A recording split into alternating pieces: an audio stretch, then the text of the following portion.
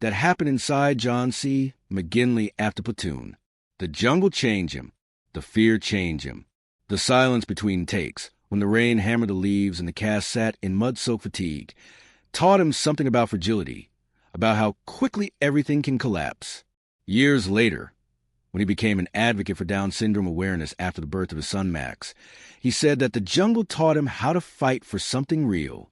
Not a movie, not a role, a purpose. He carried that purpose everywhere. In interviews, he spoke with the same fierce edge fans saw on Scrubs, but when he talked about his son, the edge softened. His voice dipped. The silence grew warmer. He became one of Hollywood's loudest activists, raising millions, pushing awareness, refusing to let the noise drown out the message. Now, at 66, he still works, still writes, still shows up on podcasts with the same laser-focused energy he brought to the jungle in 1986. But behind the jokes and sarcasm is a man shaped by that film, by the mud, by the exhaustion, by the moment he realized that survival is never guaranteed. But meaning is something you build. What made Platoon different wasn't just Oliver Stone's vision or the brutality of a shoot. It was a cast. Young, hungry, unprepared, thrown into the fire together. Those men didn't just act like soldiers for a moment in time. They became them. They slept in the same mud. They marched under the same punishing heat. They carried the same fear. And that forged something that didn't end when the credits rolled. For years after filming, whenever 2 or 3 of them crossed paths at premieres or events, there was a moment, a look, a quiet understanding. They'd survived one of the hardest film shoots in Hollywood history. They'd lived through the exhaustion, the yelling, the 3 a.m. drills, the gunfire echoing through trees, the real injuries, the breakdowns, the nights where someone cried because the jungle felt too big, too real. That connection stayed. Charlie Sheen once said that Platoon was the closest thing to war he ever wanted to experience. When Keith David pulled him back into the helicopter, that wasn't stunt. That was instinct. That was fear. That was real. And Charlie never forgot it. Johnny Depp's hidden beginning. One actor who often gets overlooked when people talk about Platoon is Johnny Depp. He was barely 23, still unknown, still figuring out who he was in Hollywood. He played Lerner, a translator with barely any lines. At the time, he was overshadowed by Sheen, by Berenger, by Dafoe, men with scenes that cut deep into the audience. But behind the scenes, Depp was quiet, observant, taking everything in. The boot camp changed him, too. He later said it was the first time he understood the emotional weight an actor carries when telling a story built on real trauma. He didn't shine in Platoon the way he would in later films, but it planted something in him, a desire to chase roles that felt strange, uncomfortable, different. It was a seed of the Johnny Depp the world came to know to be why 2025. Depp has weathered scandals, trials, global headlines, and a shattered reputation that slowly rebuilt itself. But when asked about the film that taught him discipline, vulnerability, and humility, he still names Platoon, even if most people forget he was there. Oliver Stone's personal war. But none of these performances would have existed without one man, Oliver Stone. Unlike many directors who touched war from a distance, Stone lived it. He wasn't guessing. He wasn't imagining. He had walked through the jungles of Vietnam with real bullets flying over his head. He saw friends die. He carried those ghosts for decades. When he made Platoon, he wasn't telling a story. He was exorcising memories. He knew what fear looked like. So he pushed his cast until the fear became real. He knew what exhaustion felt like. So he made them sleep in the mud and march until their legs shook. He knew what the jungle does to a man, how it strips away everything except the rawest version of yourself. Decades later, he admitted the film wasn't just about war. It was about guilt, about being young and terrified and surviving when others didn't. The cast didn't just bring his vision to life. They helped him heal, the legacy 40 years later. Now, nearly 40 years after Platoon hit theaters, it remains carved into Hollywood history, not just as a war film, but as a psychological storm. Each actor walked into that jungle as one person and walked out as another. Charlie Sheen walked in a rising star and walked out broken in ways he wouldn't understand for decades. Tom Berenger walked in with confidence and walked out with a character that would forever change how audiences saw him. Willem Dafoe walked in theater rebel and walked out a legend. Forrest Whitaker walked in quiet and walked out carrying a role that hinted at the greatness he would later unleash. Keith David walked in a supporting actor and walked out the man who saved a life. Kevin Dillon walked in unknown and walked out unforgettable. John C. McGinley walked in theater understudy and walked out with career. Even as decades passed and the actors built new careers, new roles, and new lives, the weight of Platoon never truly left any of them. It clung quietly, like the dampness of the jungle clings to a soldier's skin long after the rain has stopped. For some, the memories of filming were powerful sources of pride, badges of honor earned through grit and suffering.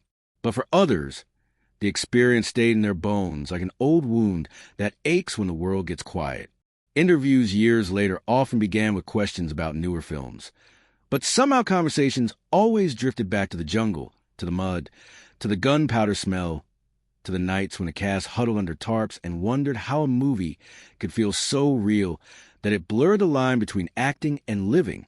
And perhaps it is why the film still resonates, because these men, tired, young, scared, ambitious, didn't perform war. They lived inside its shadow for months, carrying Oliver Stone's memories, his grief, his raw honesty. Generations of fans admire the film for its cinematic brilliance, but the actors admire it for something deeper. It forced them to grow, to confront fear, to understand human fragility in a way that only immersive suffering can teach. And long after the movie ended, long after awards were handed out and critics praised its realism, the emotional connection among the cast remained, invisible but unbreakable. The jungle was gone, yet it traveled with them, tucked somewhere between memory and identity, shaping how they saw war, how they saw humanity, and how they saw themselves. Many people think of Hollywood as bright, loud, and glamorous, but the truth is that some movies leave scars, not physical ones, but emotional marks that do not heal easily. Platoon was exactly that kind of experience. When the cast finally returned home after filming, some struggled to adjust to normal life again. The non-stop sounds of gunfire had rewired their senses.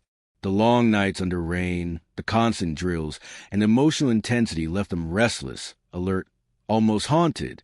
Charlie Sheen said that for weeks he would wake up at night, convinced he heard the jungle breathing.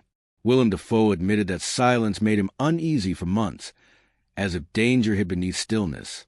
Even supporting actors, men with only a handful of lines, felt a strange emptiness after leaving the set. The kind of emptiness soldiers often describe when returning from deployment. Of course, no actor claimed their experience was equal to real war, but the emotional shadows were undeniably similar. And because Hollywood rarely talks openly about mental strain, many of the cast kept these feelings buried. At reunions, they would laugh about memories, the drills, the exhaustion, the rats, the rain, but in their eyes, there were moments where the laughter softened, replaced by silent recognition of what they endured. Perhaps this was the film's most hidden legacy, the understanding that storytelling, when truthful and painful, can cut deeper than most people imagine. And all of them, whether they admitted it publicly or not, walked away with unspoken wounds that shaped them quietly for years. Among the entire cast, it was Willem Dafoe who carried the emotional scent of the film more heavily than most.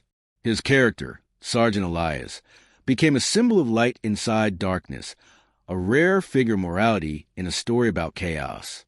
But portraying such a role wasn't easy. Dafoe didn't simply act as Elias.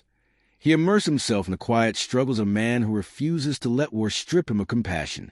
During filming, Dafoe often isolated himself between scenes, sitting alone, listening to the jungle, trying to feel the loneliness real soldiers must have felt. Other actors said he rarely broke character, and that his stillness unnerved them because it felt too real. And when filming the iconic death scene, Elias running, stumbling, collapsing with arms spread as bullets tore into him, Dafoe had to revisit pain so raw that the entire crew went silent.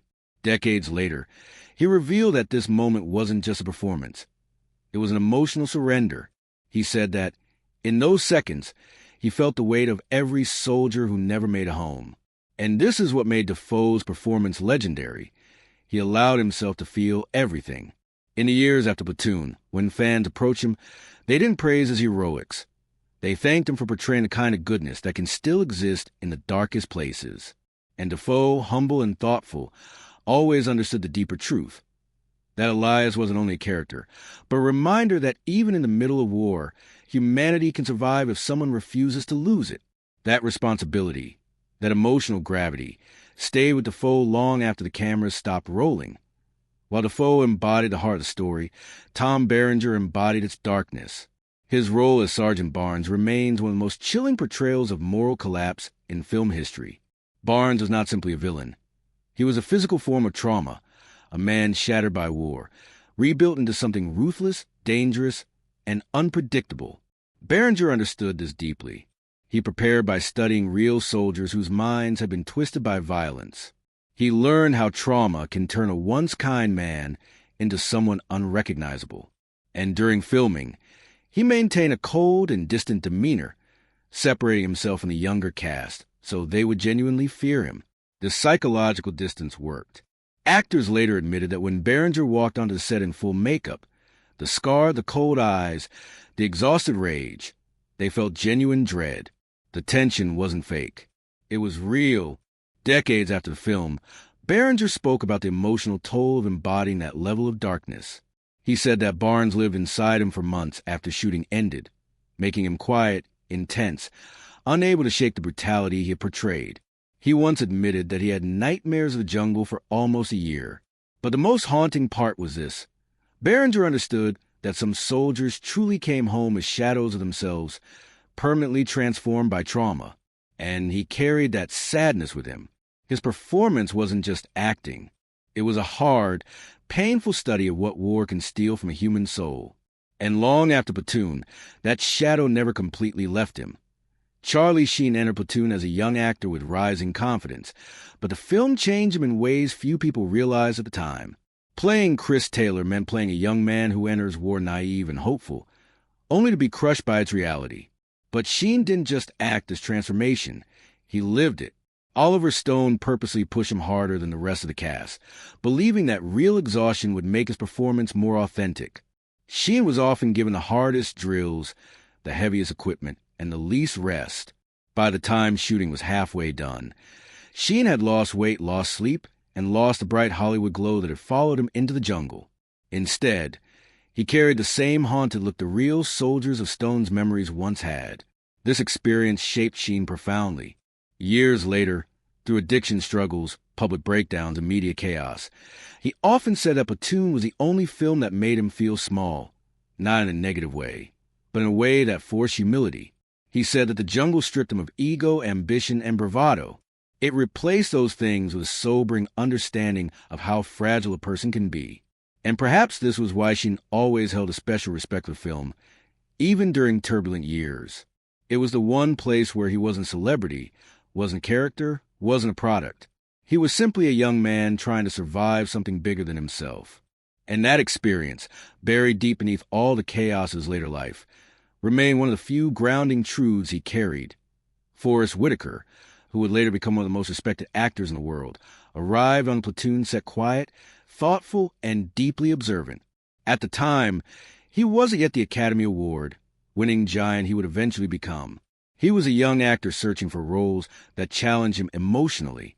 His character, Big Harold, was gentle, spiritual, and afraid, a representation of the countless soldiers who never asked for war but were pulled into it.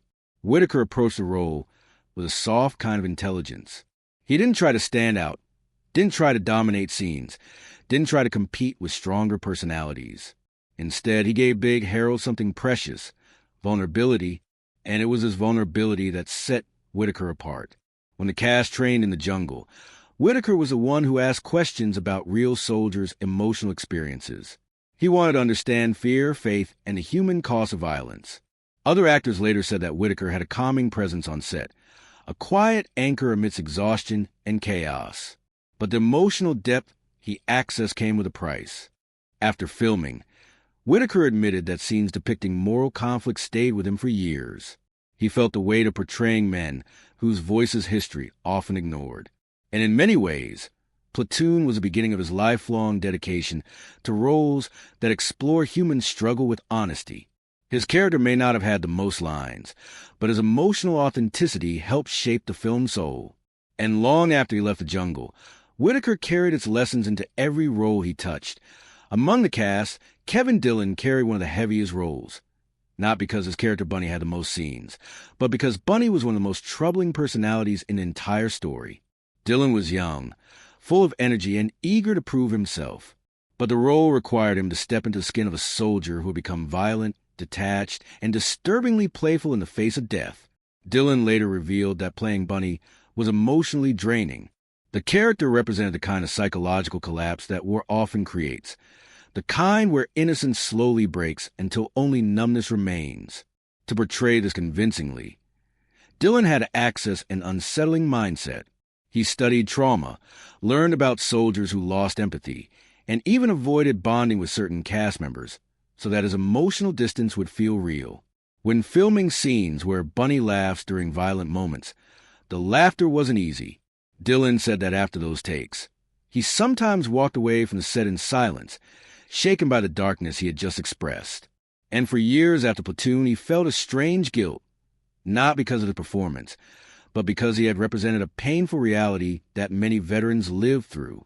Fans praised his raw acting, but Dillon always understood the deeper significance.